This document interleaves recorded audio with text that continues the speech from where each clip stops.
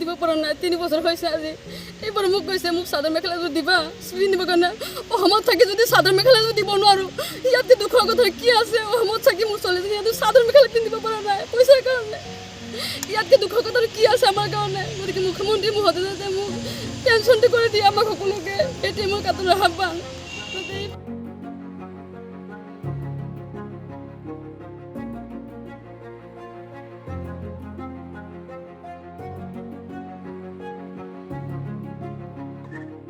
আমি এই সংবাদ মাধ্যমৰ যোগেদি মাননীয় মুখ্যমন্ত্ৰী মহোদয়ক অৱগত কৰিব বিচাৰিছো যে আমাৰ 2001 চনতে চাকৰি পোৱা শিক্ষকসকলে 2021 চনৰ 26 ফেব্ৰুৱাৰীত অৰ্ডাৰটো ওলালে।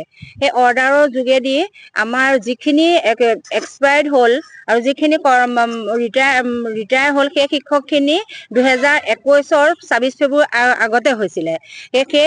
সেই মানুহখিনিৰ পৰিয়ালখিনি বৰ্তমান পেঞ্চনৰ পৰা বা অন্যান্য সুবিধাৰ পৰা আমি একো সুবিধা লাভ কৰিব পৰা নাই। সেইকাৰণে আমি অৱগত কৰিব বিচাৰিছো মাননীয় মুখ্যমন্ত্ৰী মহোদয়ক এটা গুৱাপানৰ যোগেদি আমাৰ পৰিয়ালখিনিক যেন আপোনালোকে চকু মেলি চাই আৰু আমি আমাৰ একেবাৰে পানীত হাঁহ নচৰা অৱস্থা হৈ আছে বৰ্তমান। মোৰ ল'ৰা এটা মোৰ মানুহজন ঢুকাই থাকিলে আৰু মোৰ মানুহজন 27লৈকে চাকৰিকাল আছিলে। এতিয়া মোৰ ল'ৰাটো পঢ়াবৰ কাৰণে মোৰ বহুত অসুবিধা।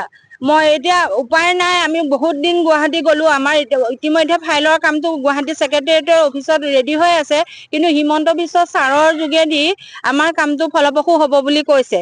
সেই কাৰণে আমি উপায় নাপাই ছাৰক এটা আমি কাতৰ অনুৰোধ জনাব বিচাৰিছো আমাৰ পৰিয়ালখিনি চলাৰ ক্ষেত্ৰত ঘৰখন চলাৰ ক্ষেত্ৰত ছাৰে যেন আমাৰ কাৰণে চকু মেলি চাই এই পৰিয়াল 10জনীয়া পৰিয়ালটোৰ কাৰণে যেন চকু মেলি চাই সেইখিনিকে কৈ আমি আমাৰ বক্তব্য সামৰণি মাৰিছো। আমাৰ অনুৰোধ হৈছে আমি 2001 চনৰ নিযুক্তিপ্ৰাপ্ত হাইস্কুল ফিক্স পে টিচাৰ আৰু দীৰ্ঘ 20 বছৰ প্ৰায় 20-21 বছৰ পিছত 2021 চনৰ 26 তাৰিখে কেবিনেটৰ সিদ্ধান্ত মৰ্মে গোটেই যিখিনি চাকৰি কৰ্মৰত শিক্ষক আছিল প্ৰত্যেকৰ চাকৰি নিয়মীকৰণ কৰিল। কিন্তু ইয়াৰ আগতে 2021 চনৰ 26 ফেব্ৰুৱাৰীৰ আগতে আমি কিছুমান কেইজনমান শিক্ষক ৰিটায়াৰ্ড কৰিছোঁ আৰু কেইজনমান এক্সপায়াৰ্ড হৈছে, তেওঁলোকৰ পৰিয়ালবৰ্গ আছে। আমি যেতিয়া আমাৰ কামখিনি নকল আমি কমিশ্যনাৰৰ ওচৰত আমি আবেদন কৰিছোঁ। কৰাৰ পিছত তেওঁলোকে কামখিনি আগবঢ়াই নিলে, অফিচিয়েলি কামখিনি গোটেই হৈ গ'ল। আজি 2-3 বছৰ আমি গুৱাহাটীতে অহা যোৱা কৰি আছোঁ, অফিচত খবৰ লৈ আছোঁ। কিন্তু আমি জানিব পাৰিছোঁ যে আমি মুখ্যমন্ত্ৰী মহোদয়ে যদি দয়া কৰে তেওঁ যদি কামটো কৰি দিয়ে তেতিয়াহ'লে আমি পেঞ্চন পাম, নহ'লে আমি সোনকালে পেঞ্চনৰ পৰা বঞ্চিত হৈ আছোঁ আৰু আমাৰ পৰিয়ালবোৰ অতি শোচনীয় অৱস্থাত আছে। আজি প্ৰায় 3 বছৰ ধৰি অফিচত অহা যোৱা কৰি আছে, কিন্তু কোনো কাম নহয়। অফিচে তেওঁলোকে কৈছে যে আপোনালোকে পলিটিকেল প্ৰেচাৰ লাগে, আমাৰ কৰিবলগীয়া নাই। মুখ্যমন্ত্ৰীক লগ ধৰক, শিক্ষামন্ত্ৰীক আমি দুবাৰ লগ ধৰিছোঁ, এখেতে আমাৰ আবেদন দিব লৈছে, লৈ পেলাই তেওঁ কৈছে যে আমি চাম বাৰু। মুখ্যমন্ত্ৰীক লগ পাইছে? মুখ্যমন্ত্ৰীক আমি লগ পোৱা নাই, বহুবাৰ গৈছোঁ, আমি লগ নাপাওঁ। সুধিলে তেখেতে কয়, তেওঁ ওচৰৰ কৰ্মচাৰীসকলে কয় যে 2 ঘণ্টা আগতে আমি জানিব পাৰোঁ তেওঁ ক'ত আছে। 21 চনৰ আগত যিসকলে আচলতে ৰিটায়াৰমেণ্ট কৰিছে বা ঢুকাইছে সেইসকল বঞ্চিত হৈ আছে। 2021 চনৰ 26 ফেব্ৰুৱাৰীৰ আগতে যিসকল ৰিটায়াৰ্ড কৰিছে আৰু এক্সপায়াৰ্ড হৈছে তেওঁলোক বঞ্চিত হৈ আছে। কিমানজন আছে? আমাৰ ইয়াত আছে 9-10জন আছে। এতিয়া কি আহ্বান জনাব? এতিয়া আমি মুখ্যমন্ত্ৰী মহোদয়ক আহ্বান জনাব বিচাৰিছোঁ। কি আহ্বান জনাব? আমি মুখ্যমন্ত্ৰীক আহ্বান জনাব বিচাৰিছোঁ যে আমাৰ কামখিনি যাতে সোনকালে কৰি দিয়ে। আৰু আমাৰ অৱস্থা অতি শোচনীয়, যিটো আমাৰ পৰিয়ালবোৰত চলাব পৰা নাই। আমাৰ কেইজনমান আছে আমাৰ যুৱ গায়ক, মাত্ৰ ফেব্ৰুৱাৰী 26 তাৰিখে অৰ্ডাৰ হৈছে, জানুৱাৰী মাহত 26 দিন আগতে ৰিটায়াৰ্ড কৰিছে।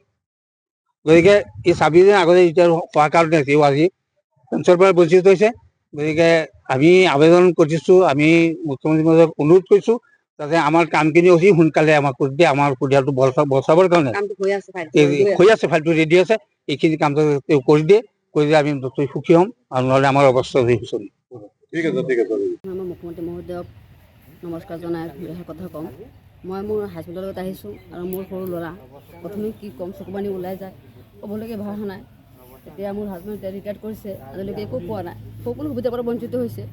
এই সৰু ল'ৰাটোক লৈ পেলাই মই কেনেকৈ জীৱন নিৰ্বাহ কৰিম? প্ৰাইভেট স্কুলত কাম কৰে, 4,000 টকা পায়, গতিকে পানীত ধান ওচৰৰ অৱস্থা আৰু চলিবলৈতো ভাল নাই। মোৰ ছোৱালী এজনী আছে, ক্লাছ 10ত পঢ়ি আছে, এইবাৰ তাই পঢ়ি ক্লাছ মেট্ৰিক পৰীক্ষা দিব, তাই ঘৰত থৈ আহিছোঁ।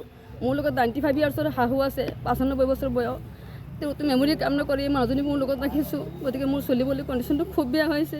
সাধাৰণ মানুহে আমাক বিট্ৰে কৰে, এভইড কৰি চলে। আমি বহুত কষ্ট কৰি চলি আছোঁ। 4,000 টকা তেওঁ দৰমহাত পায়, প্ৰাইভেট স্কুলত কাম কৰে। এতিয়া মোৰ আৰু ক'বলৈ ভাল নাই। মুখ্যমন্ত্ৰী মহোদয় যাতে আমাৰ পেঞ্চনটো কৰি দিয়ে আৰু মোৰ ল'ৰাটোৰ যাতে ভৱিষ্যত হয়, মোৰ হাজবেণ্ডে যাতে চলি কৰি খাব পাৰে। আৰু মোৰ ছোৱালীজনী এতিয়া ক্লাছ 10 পাইছে, মেট্ৰিক পৰীক্ষা দিব ফেব্ৰুৱাৰী মাহত। তাই কৈছে, মা মই নগাঁও কলেজত পঢ়িম, মই তাইক কেনেকৈ পঢ়াম? মুখ্যমন্ত্ৰী মহোদয়ে ছোৱালী মানুহক বহুত গুৰুত্ব দিছে পঢ়া লিখা পঢ়াৰ ক্ষেত্ৰত। তাই হাফ ইয়াৰলি পৰীক্ষাত 86.6 হৈছে পাৰ্চেণ্টেজ তাই। লিখা পঢ়াত আপোনালোকৰ আশীৰ্বাদত বহুত ভাল। গতিকে মই যাতে ছোৱালীজনী পঢ়াব পাৰোঁ, যাতে তেওঁ বহুত গুৰুত্ব দিছে ছোৱালী ফালৰ পৰা। ছোৱালীবিলাকক যাতে দুখ বেদনা বুজি পায় আৰু পেঞ্চনটো কৰি দিয়ে।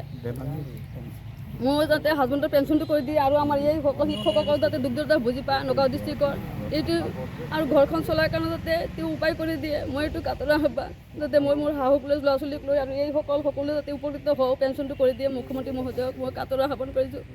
আজি চাওক, মই আৰু এটা কথা কওঁ আপোনালোকৰ লাইভ জৰিয়তে। মোৰ ছোৱালীজনী ক্লাছ 8 পাওঁতে কৈছে, মা মোক চাদৰ মেখেলা এযোৰ দিবা, মই পিন্ধিম সৰস্বতী পূজাত। মই আজিলৈকে দিব পৰা নাই, 3 বছৰ হৈছে আজি। এইবাৰ মোক কৈছে মোক চাদৰ মেখেলা এযোৰ দিবা পিন্ধিবৰ কাৰণে। অসমত থাকি যদি চাদৰ মেখেলা এযোৰ দিব নোৱাৰোঁ, ইয়াতকৈ দুখৰ কথা কি আছে? অসমত থাকি মোৰ ছোৱালীজনী যদি চাদৰ মেখেলা পিন্ধিব পৰা নাই পইচাৰ কাৰণে, ইয়াতকৈ দুখৰ কথা কি আছে আমাৰ কাৰণে? গতিকে মুখ্যমন্ত্ৰী মহোদয় যাতে মোক পেঞ্চনটো কৰি দিয়ে আমাক সকলোকে, এইটোৱে মোৰ কাতৰা আহ্বান। যাতে এইবাৰ মোৰ ল'ৰা ছোৱালীজনীক যাতে কিবা এটা দিব পাৰোঁ, পঢ়াব পাৰোঁ, তাক যাতে উপযুক্ত মৰ্যাদা দিব পাৰোঁ, এইটোৱে মোৰ মুখ্যমন্ত্ৰী মহোদয়ৰ কাতৰা আহ্বান।